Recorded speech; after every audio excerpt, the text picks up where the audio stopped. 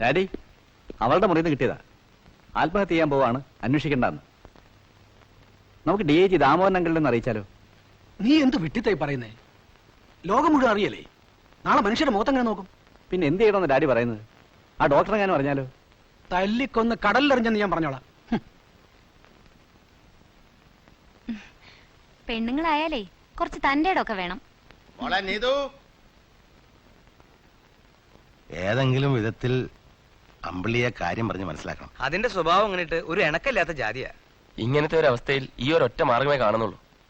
ആ അമ്പിളിക്കുട്ടിയെ ഞങ്ങൾ വീട്ടിൽ കൊണ്ടാക്കാൻ പോവാ. അത് വേണോ? നാളെ മോതിരന്മാരിൽ വെച്ചിരിക്കല്ലേ, അങ്ങനെ വന്നാ കല്യാണം നടക്കില്ലേ? നടക്കണം, നടക്കേണ്ട സമയത്ത് നടക്കണം. മോളെ അമ്പിളി, വേണ്ട, എന്നോടൊന്നും പറയണ്ട. ഞാൻ ഇനി ആ വീട്ടിലേക്ക് പോവില്ല, പോവില്ല, പോവില്ല. പറയുന്ന കേക്ക് മോളെ. നിന്റെ നന്മയ്ക്ക് വേണ്ടിയാ ഇവര് നിന്നെ കൊണ്ടാക്കും. മോതിരം മാറൽ ചടങ്ങ് നടന്നോട്ടെ, പക്ഷെ ഒരിക്കലും ആ കല്യാണം നടക്കില്ല. നടത്താൻ ഞങ്ങൾ സമ്മതിക്കില്ല. അമ്പിളി വീട്ടിൽ പോകുന്നത് ഞങ്ങളുടെ കൂടെ ഒരു ആവശ്യമാണ്. കുട്ടി വിഷമിക്കണ്ട, കുട്ടിക്ക് ഇഷ്ടമില്ലാത്ത ഒന്നും നടക്കില്ല. ഇത്രയൊക്കെ പറഞ്ഞിട്ട് വിശ്വാസമാകണമെങ്കിൽ വലിയ കഷ്ട. ഞങ്ങളെ തടിവല് ജീവണ്ടി അന്റെ കാര്യം ഞങ്ങൾ നോക്കൂ.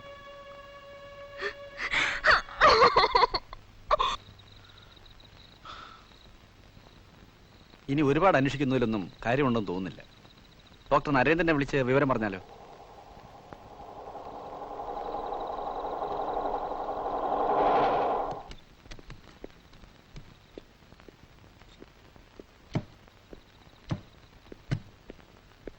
ചാകാൻ പോയിട്ട് എന്താ ഐഡി?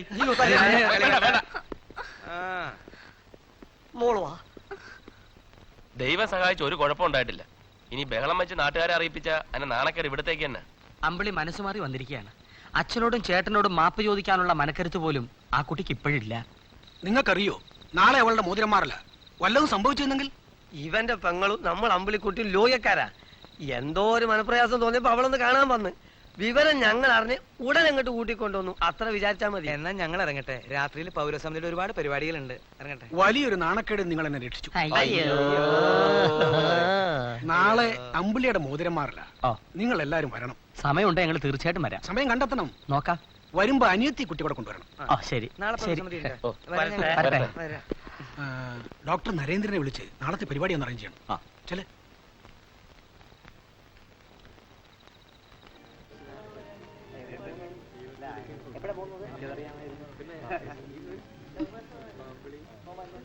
അയാളുടെ ഒരു മോതിരം കെട്ടിക്കഴിഞ്ഞെന്ന് വിചാരിച്ചിരിക്കുക കാലൻ. ദേ, അത് അഴിച്ചെടുക്കല്ലേ. ഡാഡിയോ ചേട്ടനോ കണ്ടാ പിന്നെ പ്രശ്നങ്ങൾ ഉണ്ടാവും. ഉണ്ടാവട്ടെ. അങ്ങനെയാണെങ്കിൽ ഞാൻ അതിനിടയിൽ കിടന്ന് വലയുന്നത്. തന്നെ വിശ്വാസമുള്ളതുകൊണ്ട് മാത്രമാണ് ഞാൻ ഇതൊക്കെ ചെയ്യുന്നത്. അപ്പൊ ഞാൻ ഇറങ്ങട്ടെ. നീതു ഇപ്പൊ പോണ്ട, കുറച്ചു ദിവസം ഇവിടെ നിന്നൂടെ പ്ലീസ്? എനിക്കൊരു ധൈര്യത്തിന്. സന്തോഷമായി ഇത് വാങ്ങണം. ഇതെന്താ സാർ? പ്രതിഫലം തരുന്നു എന്ന് കരുതരുത്. എനിക്ക് ഇത് ഉപകാരത്തിന്. സാറ് ഞങ്ങൾ എങ്ങനെയാണോ മനസ്സിലാക്കിയിരിക്കുന്നത്? വേണ്ട സാർ. അല്ല, അങ്ങനെ ഒരു അർത്ഥത്തിലല്ല ഞാൻ പറഞ്ഞത്. സന്മനസ്സിന് നന്ദി. അങ്ങനെ എന്തെങ്കിലും ആവശ്യമുണ്ടെങ്കിൽ ഞങ്ങൾ നേരിട്ട് ചോദിച്ചു വാങ്ങിക്കോളാം. ഇപ്പൊ വേണ്ട. നീതു പോവാം. നീതു ഇപ്പൊ വരുന്നില്ല. ശരിയാ, 1-2 ദിവസം. അമ്പിളിക്കൊരു കൂട്ടുവാകുമല്ലോ. ഞാൻ ഇറങ്ങട്ടെ. ശരി.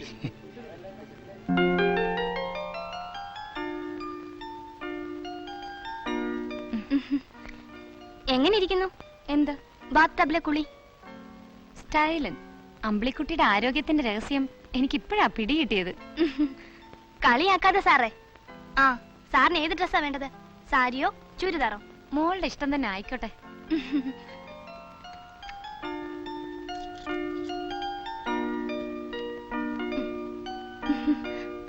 ആ, എന്നാ ഇന്ന് ഈ ജീൻസ് ടോപ്പ് മതി. നീതുവിന് ഇത് നന്നായി ഇണങ്ങും. സാറിന്റെ ഇഷ്ടം.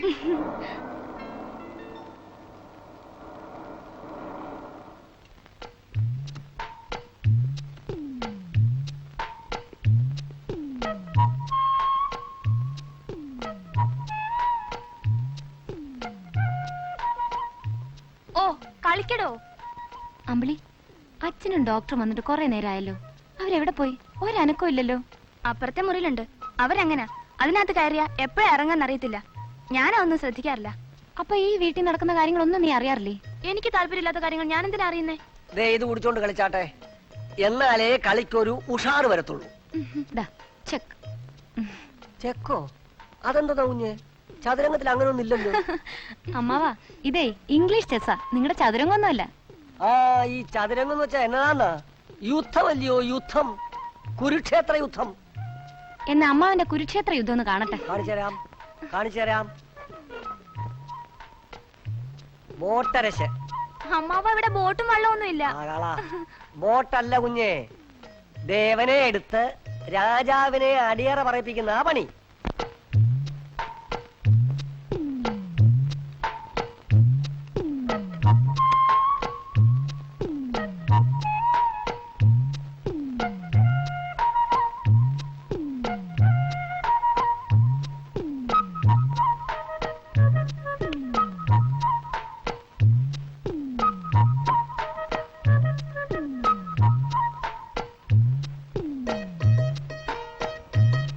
ഇതുവരെ ആരും പ്രവേശിക്കാത്ത ഒരു പുതിയ വാണിജ്യ മേഖലയിലേക്ക് നമ്മൾ കടക്കുകയാണ്. വെൽ, എന്തൊക്കെയാണ് ഡോക്ടറുടെ പുതിയ കണ്ടുപിടുത്തത്തിന്റെ ഗുണഗണങ്ങൾ? ഇന്ന് മാർക്കറ്റിൽ കിട്ടാവുന്ന എല്ലാ മയക്കുമരുന്നുകളെക്കാൾ എല്ലാ അർത്ഥത്തിലും എഫക്റ്റീവ് ആയിരിക്കും ഈ സാധനം. പെലഡിൻ, LSD, ബ്രൗൺ ഷുഗർ എന്നിവയൊക്കെ കേമൻ. അല്ല, വേറെ ആരെങ്കിലും കണ്ടുപിടിക്കാൻ വല്ല സാധ്യതയുണ്ടോ? നെവർ. ഇതെന്റെ തലച്ചോറിന്റെ മാത്രം സന്തതിയാണ്. അത് ഞാൻ എവിടെ എഴുതിയിട്ടിട്ടുമില്ല. അതുകൊണ്ട് മറ്റാരും ഉണ്ടാക്കുന്ന പ്രശ്നമേ ഉദിക്കുന്നില്ല.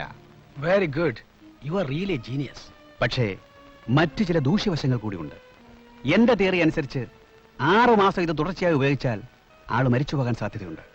വേറൊന്ന്, ഒരേ സമയം 4-5 ഡോസ്, ഐ മീൻ ഓവർഡോസ് ഉപയോഗിച്ചാൽ ആളിന് ഭ്രാന്ത് പിടിക്കാം. He may become mad. ദോഷവശങ്ങളെ കുറിച്ചൊന്നും നമ്മൾ ഇപ്പൊ ചിന്തിക്കണ്ട. വിജയിച്ചാൽ ഇവ മാർക്കറ്റ് പിടിച്ചെടുക്കും. എത്ര ഉണ്ടെങ്കിലും വിറ്റഴിയും. Like hot cakes. നമ്മൾ കോടികൾ ഉണ്ടാക്കും, അല്ലേ? Sure, but there is another problem. എന്താ? പരീക്ഷിച്ചു നോക്കാൻ ഒരു മനുഷ്യജീവി വേണം. അതിനിപ്പോ എന്താ മാർഗം? ഒറ്റ മാർഗമേ ഉള്ളൂ, Ganesan. What you mean doctor? Ganesan വിചാരിച്ചാൽ സാധിക്കുമെന്ന്. ഓ, അവൻ ഫാക്ടറിയിലുണ്ട്, ഞാൻ വിളിക്കാം.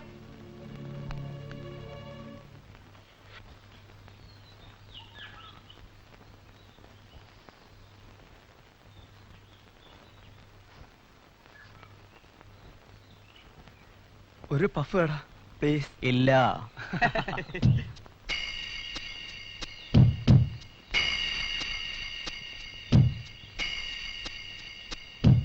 നീ വാടാ.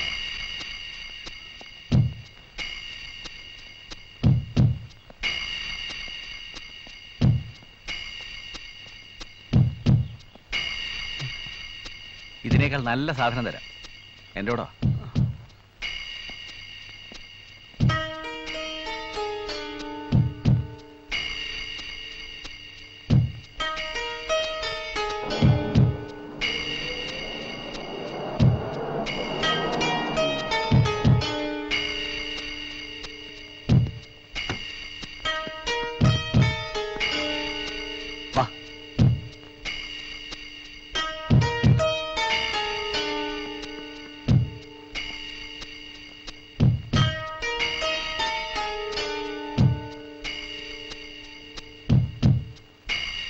എങ്കിലും ഒരെണ്ണം ആവാം. ഏത് ക്ലാസ്സിലാ പഠിക്കുന്നത്? Final DC.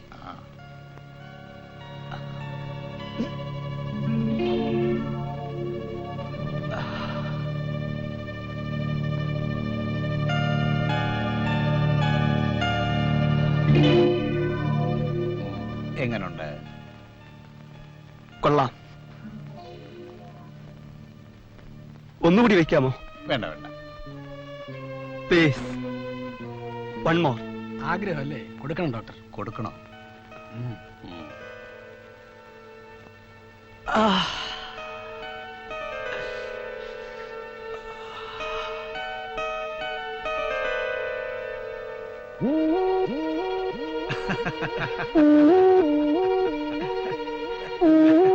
I want to fly. I am flying. Oh my. I am flying over the Alps. I am flying. ഇയാളെ പുറത്തിറക്കി വിട്ടാലോ? No no no no. 8 മണിക്കൂർ കഴിയുമ്പോൾ നോർമൽ ആയിക്കോളും. എന്നിട്ട് വിട്ടാൽ മതി. അതുവരെ ആ മുറിയിലിട്ട് അടച്ചേക്കും. വാ മോനെ വാ. പ്ലീസ്. I am happy. നമ്മൾ വിജയിച്ചിരിക്കുന്നു. കൺഗ്രാറ്റുലേഷൻ. Thank you. ഇനി പ്രൊസീഡ് ചെയ്യാം. അപ്പോ ഇനി എന്താ ചെയ്യേണ്ടതെന്ന് വെച്ചാ പറഞ്ഞാ മതി. നമുക്കിനി മൊത്തമായി ഉത്പാദനം ആരംഭിക്കണം. അതിന് സാധനം മിക്സ് ചെയ്ത് കുപ്പിയിലാക്കാൻ പറ്റിയ 2-3 ആൾക്കാരെ നമുക്ക് വേണം. വളരെ ശ്രദ്ധിച്ചു വേണം ആൾക്കാരെ വെക്കാൻ. ആരെങ്കിലും പിടിക്കാൻ വന്നാൽ അവരുടെ തലയ്ക്ക് വെച്ച് നമുക്ക് രക്ഷപ്പെടാമല്ലോ. പുറത്തുനിന്ന് ആരെയാ സംഘടിപ്പിക്കുന്നത്? വിചാരിച്ചാ സാധിക്കാത്തൊന്നുമില്ല. ആളെ കിട്ടും. പയ്യനാ ദുഷ്ടന്മാർക്ക് ഒന്നോന്നറിയില്ല. എന്നാലും ഇതൊരു കടുങ്കൈ തന്നെ. ആയിരക്കണക്കിന് മനുഷ്യരുടെ ജീവനല്ലേ ഇവരിട്ട് പന്താടുന്നത്. നമ്മൾ ആവശ്യമില്ലാത്ത കാര്യങ്ങളിൽ ഇടപെടാതിരിക്കുന്ന നല്ലത്. ഒന്ന് പിടിച്ചു നോക്കാന്ന്, കയ്യിലൊതുക്കൂലില്ലാണ്ട് വിട്ടാ പോരെ. അതാ നല്ലത്. പ്രത്യേകിച്ച് ഈ കാര്യം നമ്മൾ അറിഞ്ഞ സ്ഥിതിക്ക് ഇനി വെറുതെ ഇരുന്നൂടാ. എന്നാ നമുക്ക് പോലീസിനെ അറിയിക്കാം. സർവണ്ണത്തിന് പിടിച്ചിട്ടോട്ടെ. പോലീസിനെ അറിയിക്കാൻ വരട്ടെ. അതിനു മുമ്പ് അവന്മാർക്ക് രക്ഷപ്പെടാനുള്ള എല്ലാ പഴുതുകളും നമുക്ക് അടയ്ക്കാം.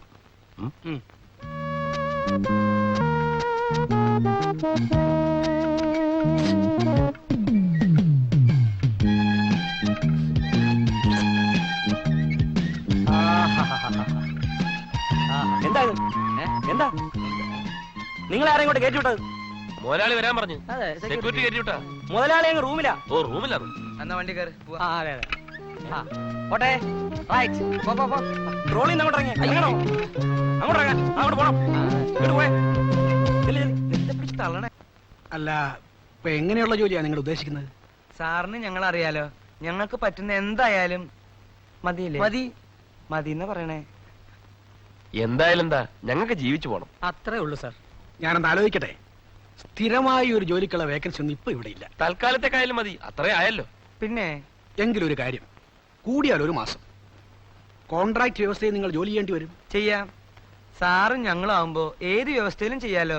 അല്ല, ഈ വ്യവസ്ഥ എന്ന് പറയുമ്പോൾ എല്ലാം തുറന്നു പറയണമല്ലോ. ഏതാണ്ട് 1 മാസത്തേക്ക് നിങ്ങൾ അവിടെ തന്നെ കഴിഞ്ഞു കൂടേണ്ടി വരും. പുറത്തു പോകാൻ പറ്റിയെന്ന് വരില്ല. ആ, എഗ്രീഡ്? എന്താ പറഞ്ഞേ? സമ്മതിച്ചോന്ന്. ഓ പിന്നെ പിന്നെ സമ്മതിച്ചു. ഇല്ലടോ. ഞങ്ങൾക്ക്